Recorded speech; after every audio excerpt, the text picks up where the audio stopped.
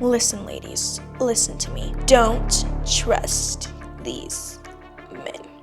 And today I'm going to be telling you guys what I learned from my crazy narcissistic manipulator boyfriend. Let me not do that. Today I'm going to be teaching you what I learned from my crazy ex. If you really want to know how to never trust a man and just use them, listen to me. Let me chill out. I feel like that's how every relationship advisor videos are like supposed to help you with knowing how to not get finessed in a relationship or whatever. It goes like that. They're always telling you guys some stuff that's just and I'm here to tell you guys, you can listen to that or you can listen to people actually give you real experiences and just give you real life talk. Anyway, hi guys, welcome back to Seraphsworld, and today I'm gonna be doing more of a sit down, one-to-one personal talk with you guys. I know it's been I'm not gonna say a long time since I did one of these, but it has been a little bit, and I feel like the last time I did it was very, very, very dramatic and was just so much. You know, there's a lot of pressure going on around that time, and I think you guys deserve to know some real life talk, just some real experience and what I know I can give you.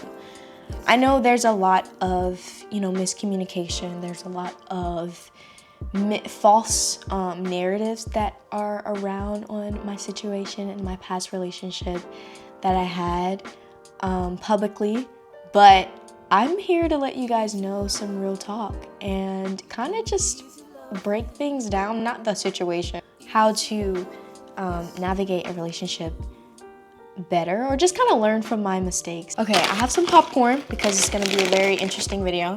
I'm actually really starving and hungry, but got some kettle coke. I'll give you guys a couple bites.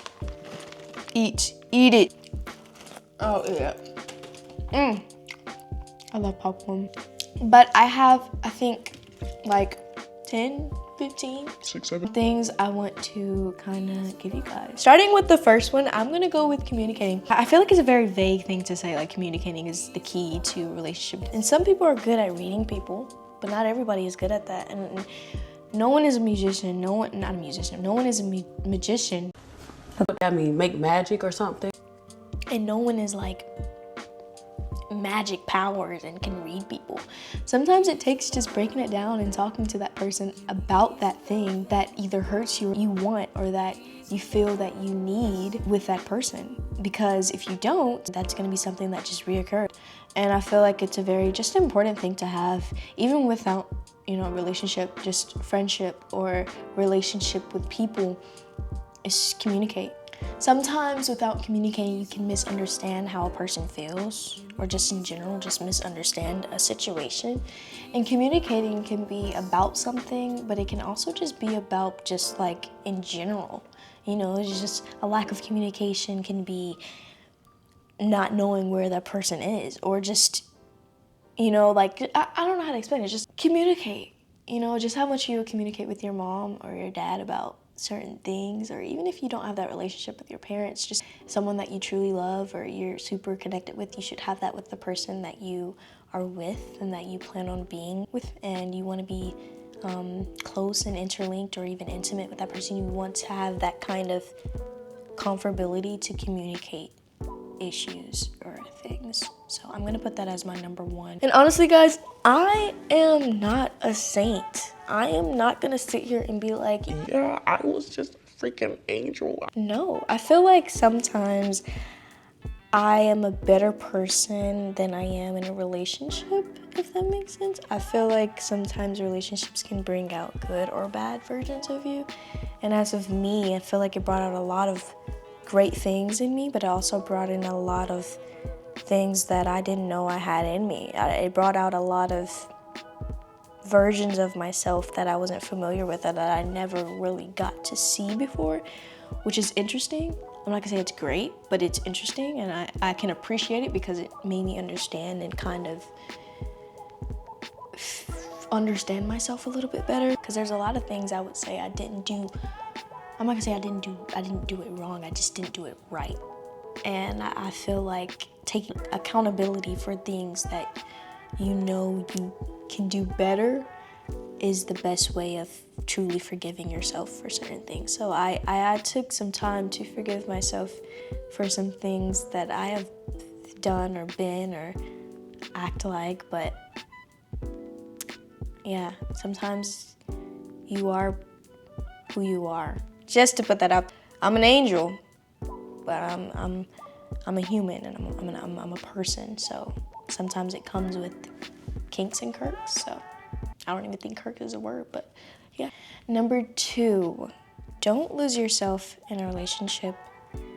That's super vague too, but it really is true. Don't lose yourself in a relationship. I feel like sometimes you can, to either feel loved or feel like you're fulfilling another person, but I feel like you should never lose yourself, lose sanity with yourself, or just lose that person who you are. If you feel like you are doing that, I don't think you should, break up with that person. I feel like you should redirect in the relationship, refocus the main goal, or even if you don't have a main goal, just refocus your purpose in the relationship. There's a purpose in everything, and I feel like you guys should identify each other's purpose, because sometimes you can lose your purpose, which can be a sense of losing yourself, because I feel like purposeness is a form of yourself, and you lose your purpose, you lose a sense of yourself. And I feel like that's the same thing in life. Like if you feel like you don't have a purpose, or you lose your purpose, you lose a part of yourself. So I feel like understanding each other's purposeness in the relationship is key. So yeah. Number 3, red flags don't go away if you ignore them. Red flags do not go away if you ignore them. Let me say that one more time. Red flags do not go away if you ignore them. And this just ties down with communication. Another person may not know that they are a red flag, or they're doing something that is a red flag, unless you tell them that that is a red flag. No one is perfect. No one is put on this earth as perfect human beings. No. Sometimes what I may do may be a red flag. I feel like one of those things for guys, being too friendly is a red flag, and I was told that a lot. And as my person, I had to explain to them that, hey, this is my personality. This is who I am. I think a lot of people mistake niceness, kindness as flirtatious. But I'm a type of person, if I feel that someone is feeling like that with me, I know I'm gonna stop doing that. I'm not gonna feed into their, thinking, oh yeah, she's definitely no, I'm being nice. So that was probably one of my red flags. I probably had a lot of red flags too, but I know that was one of my top red flags, is that I was too friendly.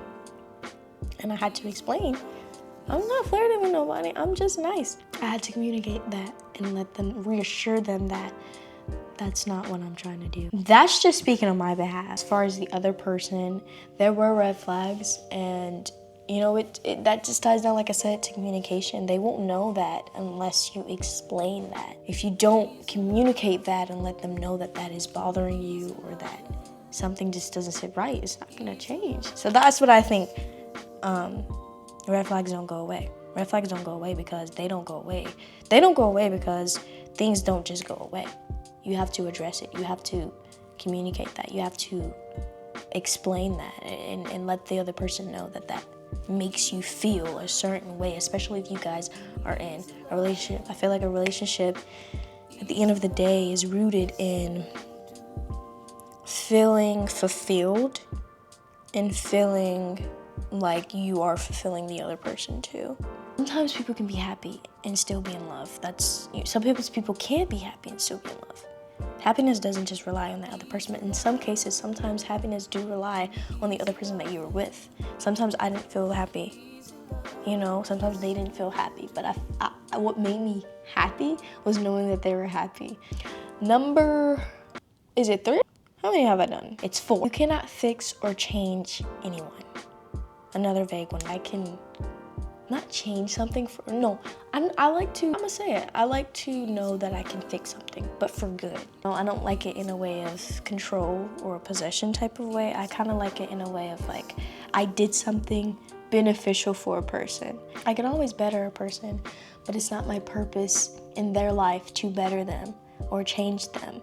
It's not my responsibility to change them. It took me a while to kind of accept that and understand that, because I don't know, I just felt like that was one of my jobs I could do. I felt like I seen something that was not broken, but something that I could put together better. And that wasn't my responsibility. That's okay, but definitely know that you can't change someone. Doesn't mean that that person is wrong or needs fixing. Just doesn't mean that it's your responsibility to change them. Number 5, how to handle arguments better. Oh, that's one for me. I feel like there's so many better ways I could have handled arguments, girl. I feel like I did the opposite. I hate the feeling of someone being mad at me, or like, even if I didn't do anything, I just hate the idea that someone is mad at me in any way, even in friendships. So I feel like in ways of arguing, it's 2 routes I would go. Either I don't say anything at all because my brain is just everywhere and feel like it's gonna explode. Or I do explode and I say too much and I say the wrong things and I do the wrong things and I'm in a state of rage and anger to where I don't know what I'm doing. There's so many better ways at that. And I feel like the best way, and I'm still learning to this day, because I'm not good at arguments. Either I bawl my eyes out because I don't know what to do with my sense of emotions, or I go completely just angry and I just do things destructively. I'm still learning that today, not just in a relationship, but in people and in arguments that I have with my family or in arguments that I have with a friend. I'm still learning the best way for me, which I will give to you guys, to handle arguments. Allow yourself to process what is happening. That other person is angry too. And they're gonna say some things or they're gonna do some things, but you just process it. If you listen and think and like take it in before you react, it's a lot better. And it's so hard. It's so hard. I'm still trying to do that. You know, I'm still learning how to do that.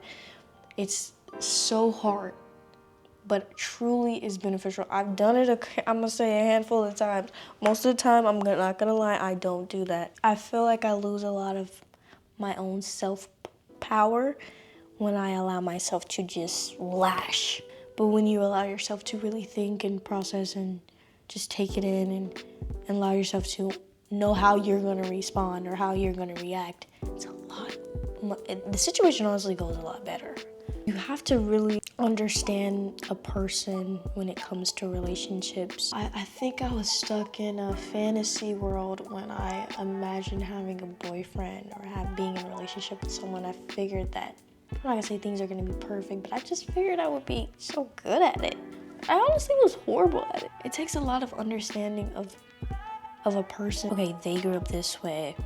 They did things this way in their childhood that made them this, and the way they respond to this is because of that, and the way they react to this is because of that. And you really gotta kind of think about it as if it's yourself. Why am I this way? Oh, it's because of that happened. Oh, why do I do that? Oh, it's because of that happened. When you think about it like that, it makes you a little bit more patient, young, teenage age, than just like in the state of like immaturity and not really fully understanding a lot of things. It's so much harder.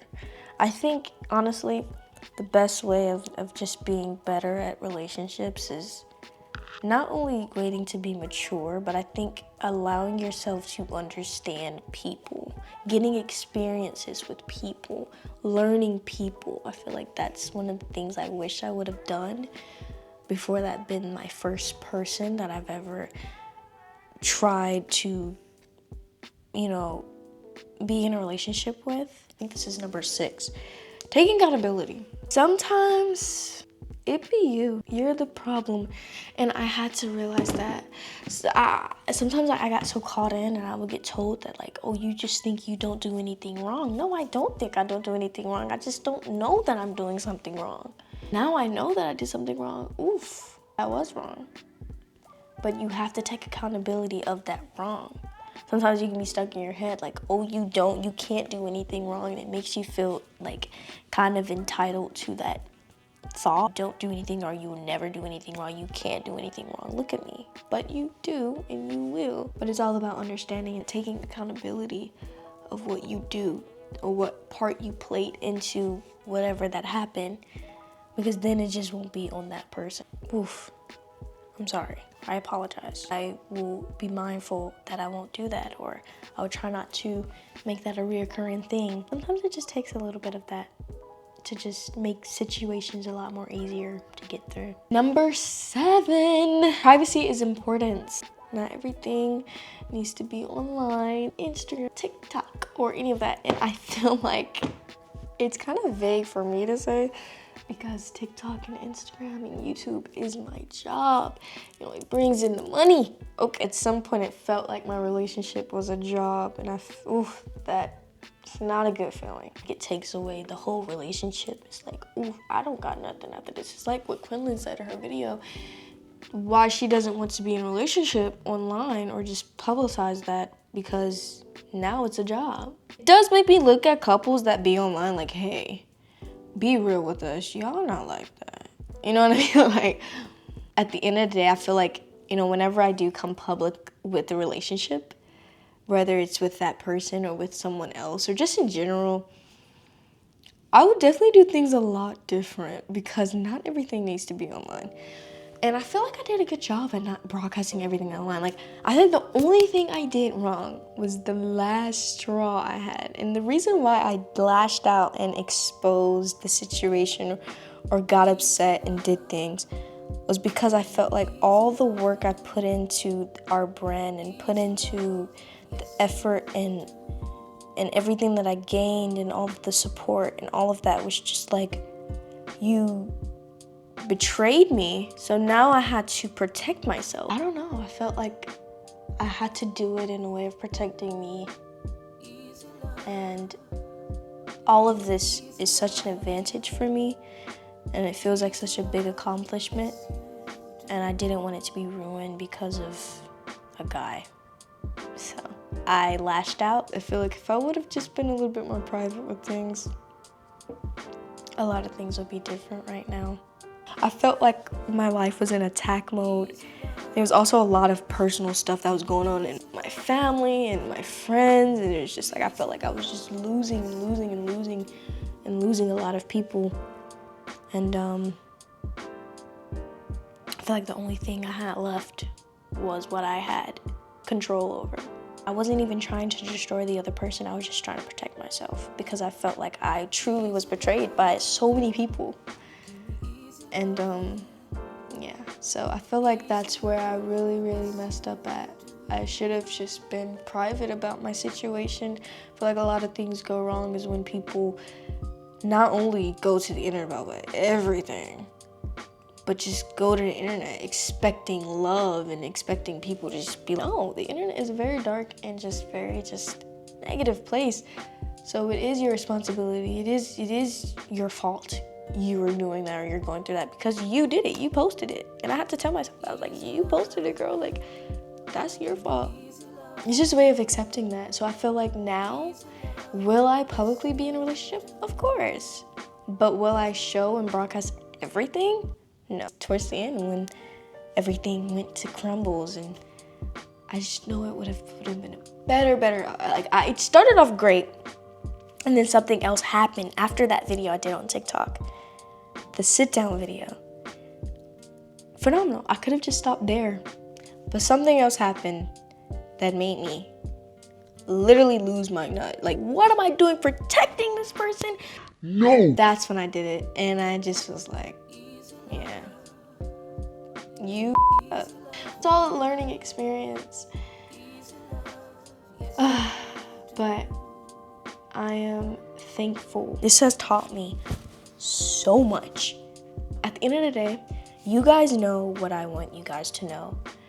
And once I post, that's you. I learned so much, and I would do things so differently now if I were to ever be back public in a relationship. But I also just want to give myself time to process life without that title. I feel like I need to show more of me instead of that, and that is okay.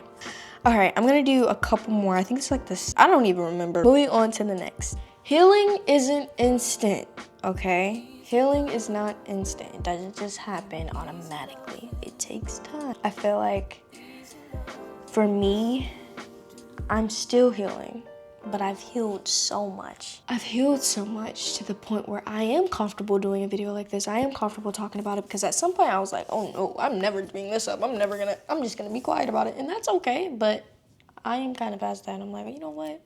I'm gonna be real with people because I feel like the internet and people love realness. And I feel like the more real you are, the more respected you are. And I don't want to be fake. I'm not gonna be fake. What am I being fake for? Why am I giving you lies? No, I'm gonna be real. I'm gonna let y'all know what's up. It's not gonna be perfect. It's not gonna be rainbows and cupcakes. It's gonna take time, stress, forgiveness, a lot of just alone, but you will be okay. I just wanna say this is not to target or to demonize a person or make a person look falsely or bad or anything like that. This is truly just to give my experience and give what I can to help other young people kind of navigate better through a relationship. Yeah, so I hope you guys at least wrote a couple notes down in your notes or in your notebook, or just keep it in a mental note about the things that I said. If you're ever gonna try to get in a relationship, or you're in a relationship and you're just like in that state of like, I don't know what's going on, you are okay. You will make it. You are fine. You will be okay. You guys will work things out. I feel like anyone can be the right person. It just takes building each other to be that person. Yeah, that's all I'm gonna really say. So, sending positive vibes out there. I'm not negative about the experience anymore. I'm not in a state of anger. Past anger now. I'm past grief. I'm really in a state of acceptance. And I'm ready to see what's next and what happens. And I really hope this has moved and helped change you and your perspective of relationships. At the end of the day, we are all human, we all grow, and we all change. And everyone has the opportunity and has the opportunity to change and be whatever they want to be. So, yeah. That being said, to all the haters out there calling me a bird, know your facts. Know what's real and what isn't. I'm guessing that means dumb or boy crazy. I'll see you guys in the next YouTube video. I love you guys so, so much. Don't forget to always make it your world. Bye.